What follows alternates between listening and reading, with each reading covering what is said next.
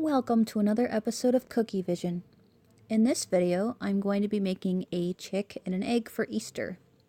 So I've got a chicken egg shape here, and I'm just outlining the top where the cracked egg would be, and then outlining the rest of the chick. And this is a golden yellow piping consistency royal icing with a number 2 tip. And I'm going to fill it in with a flooding consistency of the same color in a squeeze bottle.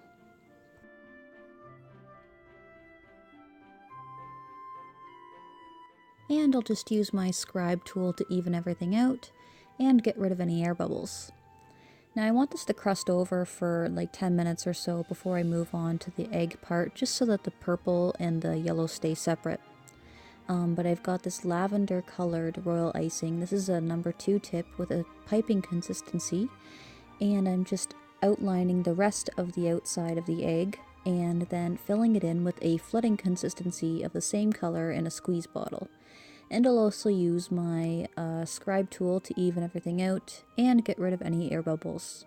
And before I move on to the next step, I'm going to make sure that this dries at least for a few hours. But like I said before, I like to do my backgrounds one day and then do my details the next. This helps with color bleeding and also kind of saves your hands a bit of the work, since if you do have a lot of cookies to do, it's nice to kind of break apart the steps to kind of give your hands a bit of a rest. And I do a lot of sugar cookies, so this is always a good step for me. So next I've got some chocolate gel dye here, and I've mixed it with vodka, and I'm just flicking it with a brush and my finger onto the eggs and the chicks themselves.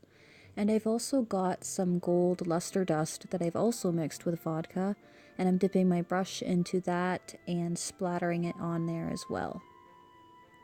Now, if you don't want your fingers to get stained with the dye, you could always use a glove or a finger cot of some sort. And the next step is the detail work. So I've got a piping consistency lavender royal icing here again, the same one as I used to initially outline the egg. And I'm just re-outlining the top of the egg where the crack is.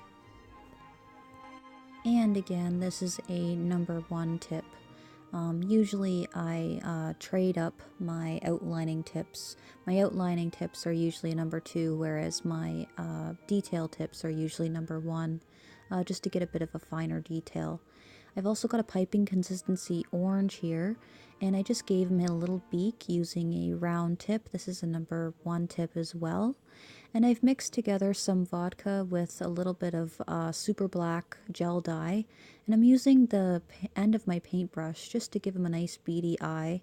I find that if you use the end of the paintbrush, it's a lot easier to get a nice round shape as opposed to using the brush end. I've also got a number 1 tip here with a piping consistency white royal icing.